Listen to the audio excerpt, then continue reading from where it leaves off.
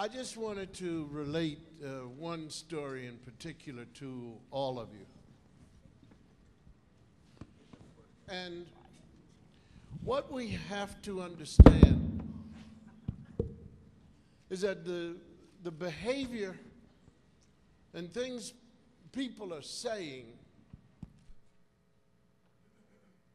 you have to believe that they really believe it. As crazy as it sounds, as unfamiliar as it sounds, you've got to believe that what is lost in these people who are living and failing, and I'm talking about the people who are failing, is the most simple, most natural part of parenting, and it isn't there.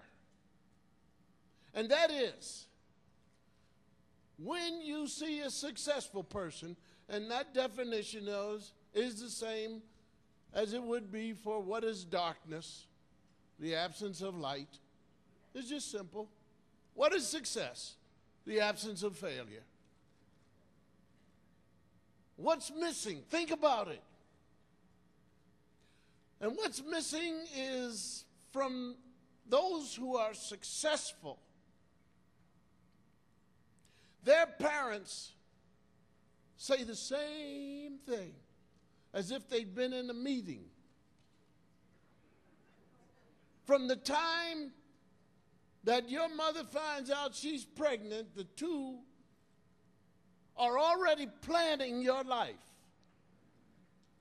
That you will go farther than they've ever been. And they're going to make sure of that, aren't they? Because they're going to stay on your case. Some of your parents are going to be the worst nightmare. You're going to try and dial 911 on them. And those people who are failing, that mantra was never there. And I remember 20 years or whatever ago, Reverend Jackson saying, just coming up to me and looking at me and saying, babies having babies. And that was it. Who could predict babies having babies would come to the fact that people don't know how to parent? They didn't have the child with the intent of sending somebody higher. And that's where they are. Check it out. In Pennsylvania, we have well, we don't have, but the governor, the white man, signed a bill so that these incarcerated youth, not yet 18, when they serve their time of 18 months, they come out. It's called Ready Wrap. And 10 days after, when these boys are out of jail, 10 days from their home, they come to William Penn High School, and there are these leaders who are men and women, black, and they talk to 47 boys. It was 3 girls at the time I talked to them, preparing them, fingers crossed, that at the end of 10 days they enter their high school and work towards an education and eventually credentials. You got me? This is set up so these boys will find a way and have goals. It's simple. So I said, put them in the circle, 47 of them, all black, and 3 black girls. Nobody's over 18. And I'm talking. And I'm giving, this is one of my best talks about goals, and you gotta, and I look, and this boy got his hand on his face, and his skin is all up, or, his head is going like that. So I walk over to him, and I took his hand, and I said, son, And he opened his eyes and he looked at me. I said, what's happening?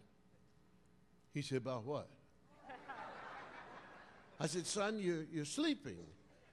And what did you do last night? Why are you still sleeping and wanting to sleep? He said, well, you got to do what you got to do. I said, yeah, okay. I said, now what did you have to do? He said, I was up with my girl. This boy is 15 years old. He's in Philadelphia. He's 15 years old. I said, you were up with your girl. I'm repeating all this so the people in the circle can hear it. He said, yeah. I said, how late were you? Were you up? He said, 4 o'clock in the morning. I said, you were up with your girl till 4 o'clock in the morning. And he didn't smile or anything. He said, yeah, you got to do what you got to do. You got to take it when you get it. When you get it, when it's there. You have to take it. I said, so 4 o'clock in the morning, you were up doing what you had to do.